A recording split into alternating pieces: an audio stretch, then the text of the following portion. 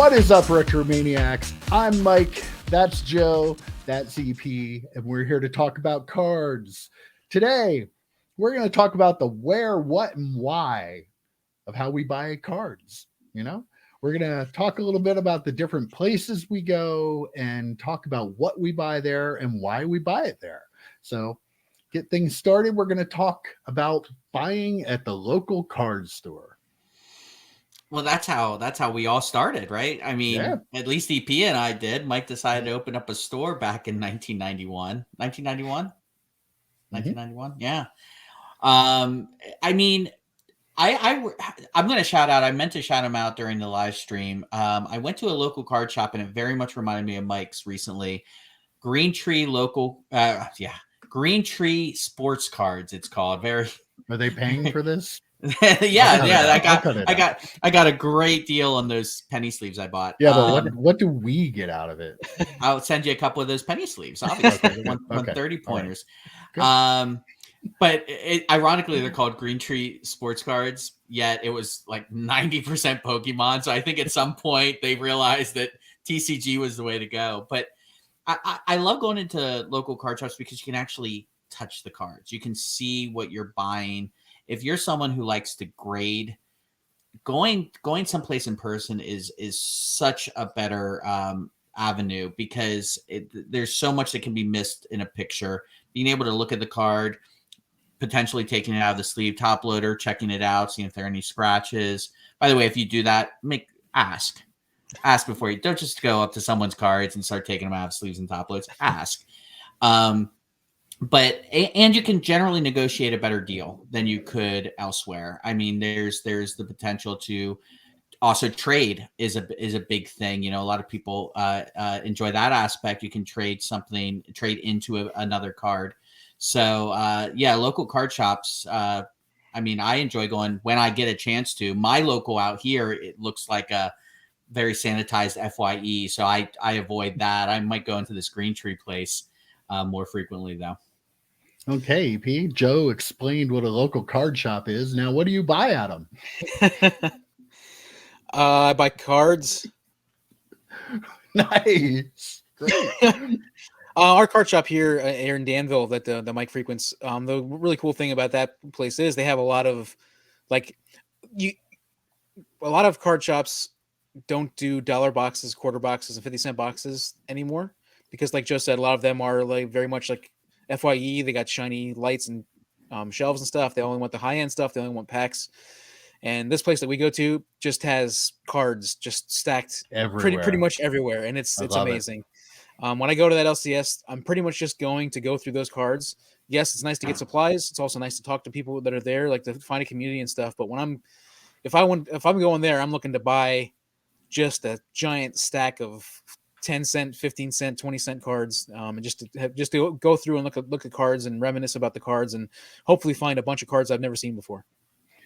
Yeah, our answers are exactly the same. I might be buying a little more than you, but yeah. Well, you get to go a lot more often than EP does. I go once a week, only once a week usually, but yeah, kind of my therapy to sit there. Yeah, I do Thursdays. I like to go Thursdays, but yeah, I like to go through the boxes and I find a lot of cards for my stack sales. And I have bought so much over the last couple of months that I have been invited into the back room where there are more cards piled up and more boxes. And I'm working my way through that. So yeah, the main thing for me at the local shop is just to be able to dig and find cards that I can move. I know I can move my sales. So that's what I'm using it for.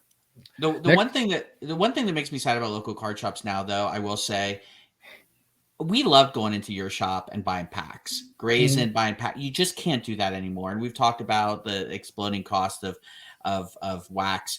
You can't just go in and buy packs. So what you guys do is really, really smart because you can pick out cards that you can eventually either maybe even put on eBay, which we'll talk about in a little bit, or you can sell them in stack sales. So yeah, that's just, that's the one part of local card shop that really bums me out that is not anywhere near as prevalent as it was when we were going in. And they're happy to sell us the cards. Like Yes. the guy who's running it has said to me a number of times, like, hey, these are cards nobody else is ever going to buy. He's like, I don't know the last time I ever sold a Chipper Jones card. I'm like, I have a couple guys who buy Chipper Jones, so I will buy these off you. So yeah, I mean, I'm buying big piles, but he's giving me really good deals. I'm not looking for anything I know is expensive. And if I do find something like that, like it's either by accident or, I set that aside and I show it to him if it's something I want. So I'm not trying to like get away with anything. I'm just trying to find cards I can sell for 50 cents, $1, $2 in my sale. So he's more than happy to get them to you for 20, 30 cents a piece, and everybody's happy. I think, you and I, EP and Rob, who's also doing it, we probably spent over $1,000 there. I probably spent that on my own, but yeah, just digging out cards that they would never sell. So having owned a card shop, I totally know what that feels like. And yeah,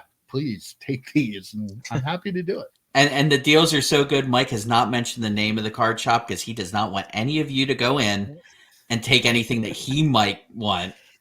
I'm just, not letting it go to my house. Yeah. No way. Yeah, exactly. Exactly. All right, EP. What are you buying when you go to the card show? Card shows, in my opinion, very similar to the card shop for me. Like I'm always looking for really good deals, but you can also find hold in your hand cards that you can't. You're gonna find a wider variety, I think, at a card show. You're also going to get really good deals depending on who you talk to. So I think it's pretty you're similar. leaving out the one thing you're always looking for when we go to the card show. Packs. Yeah. Cheap packs. Yeah, cheap packs. The junk wax stuff. Don't have so enough much of it yet. so much junk wax. You can never have enough, right? No, you can't. Definitely not. Joe, I don't think you go to card shows. I think you went to the National. I went to the National. If I did go to card shows, though, I would probably look for slab cards, and Tom Brady. Tom Brady, most likely. But yeah, I mean, like to EP's point, I mean, you can generally get a better deal from a card show or from a local card shop because they have these cards. They're not getting hit with fees. They can generally give you something a little bit better. But yeah, I'm looking at slabs myself because I think I can get those at a better price at a show. I know that show prices people lament a little bit because they start really, really high. I think a lot of folks slap on a price from the boom and then haven't changed those prices. But most places are willing to negotiate with you. Most of the vendors we've gone to and talked to, I'm sure you've seen that too. You guys go to local shows. I'm sure you've seen that they are willing to make a deal with you to get that card or in Mike's case, totes of cards to his car. You're not allowed to give my answers, but yeah, I go to card shows to buy. I'm looking to buy in bulk. I'm looking for deals. So some of the dealers know that now. So I'm turning into the guy that they hope shows up. And, they're probably, it's funny, guys that are selling slabs and high-end stuff are probably like, why are everybody so excited to see? He never buys anything. He never buys high-end slabs. But those low-end dealers, they are happy to see me. And I'm looking to buy. So they know that. I think it works out pretty well because they know I'm looking to buy, but I'm not just going to buy anything. I need to get it at a price that makes me go, I don't really want it, but I'll take it, which I say quite a bit when I get. I was going to say that happens more often than not. All the time. Yeah. I mean, and they're happy to not have to carry that 5,000 count box out or to carry that giant tote of packs out. Like they probably came there thinking, well, man, hopefully that guy shows up and he takes that. Like next time I'm going to see if they'll actually wheel it out to my car for me. I guarantee you they will. I guarantee you they will. I'll watch your stand. Will you take that out to my car? But yeah, you should see how many dealers you can get to say, do you want to use my cart? You've already got two. You got two. I think you got two of them so far. You should just go. I'd like to buy it, but my back really hurts. I don't know. If I had a cart, maybe. If they don't offer me the cart, I'm not buying anything. If back in the day when we used to set up at the flea market, Mike, if someone would have said that to you, you would have been like, yeah, Joe, help them take those 5,000 count boxes to their car. Well, you were my employee. What am I supposed to do? Yeah. Oh, okay. How about eBay? I'll start. I buy everything on eBay. I usually buy eBay. I buy boxes of cards. I buy a lot of my supplies on eBay because I buy them in bulk because I need them that way, and just cheaper, like easier to find them and cheaper to buy them on eBay if you're buying them in bulk, in my opinion. And maybe every now and then just PC single cards. Obviously, very easy place to add your collection. I sometimes buy into breaks on eBay. Yeah, we won't talk about that. 19 times, I think. So, I think 19 so times. I think what I'm saying is I buy pretty much everything hobby involved and on eBay. Yeah, I'm the same way. So for me, I don't do supplies on eBay. We're gonna have an other section here. I don't generally buy supplies on eBay, but I have unlike EP, I have a very streamlined PC, and you're not always going to find a Tom Brady card that I don't have at a card show or a card shop. You're not always going to find the Kenny Pickett numbered 15 that I need to complete the rainbow, right? You'll find stuff like that on eBay. So while it sucks and the prices are generally a little bit more expensive because, as sellers, they're trying to get their fees. They're trying to get you to pay for their fees basically with the purchase. I think Mike and EP, all three of us would suggest trolling auctions more than buy it nows. As a seller, always list it buy it now or best offer. As a buyer, always do auctions. But yeah, for me, it's PC cards like Brady, and I have been dabbling a little bit into comic books. I blame Very Gary. He's got me excited about comic books, so I do buy. And toys, I'll buy some toys here and there on eBay. But card wise, I'm looking for very specific PC things that generally I'm not going to be able to find at a show or at a local card shop. My answer is all of the above. Like you can find hard to find things that you've come across and say, oh my gosh, that's awesome. I've never known this existed. I'm going to see what the price is and see if I can get one. I actually have 2 of those cards that I just got recently. And then also you can find deals through auctions. I actually bought the most expensive card. I spent the most amount of money I've ever spent on a card in an auction this week. I bought 4 cards this week. So is there going to be a mail day? I was saving it for this because I'm working on a thing with it. So I'm not going to reveal what the cards are. So, but yeah, just most I've ever spent on a single card this week. Because you usually love to show and tell. You usually bring props. So this must be big if EP is not. It's not big. It's big for me, but it's not big. Now you spend a lot of time too, like patrolling the lower end, trying to find that stuff you can sell too. Like I said, when I said all the above, like I'm always looking for huge lots of cards for like 8 cents, 10 cents, 20 cents, 50 cents, knowing that again in stack sales I'm going to be able to sell most of those cards, a lot of those cards for 50 cents or $1. And some of them, if I have to sell them for 25 cents or 10 cents, I know that I'm still going to make some money off of that. So there are a lot of different things, different ways you can use eBay. And like Mike, I get a lot of my supplies on eBay through eBay as well. I need to get soft sleeves. I'm almost out. I went through the 10,000 from my stack sale. Oh, geez. Yeah, I know. I'm looking at the box going like, whoa. How do I have so few left? I feel like there was a time like when back in 2012, I think I ordered all my supplies through like a large online retailer. I think the prices were better there than through eBay, but now I think eBay's got the best prices on a lot of supplies. I think so too.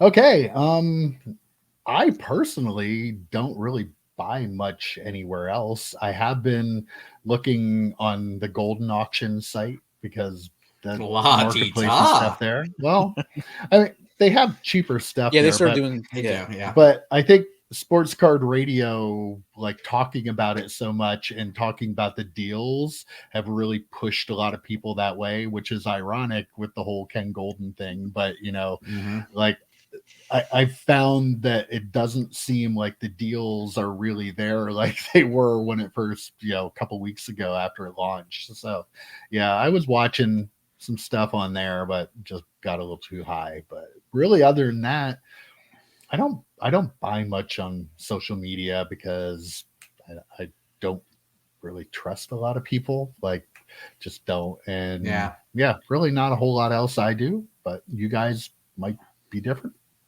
EP.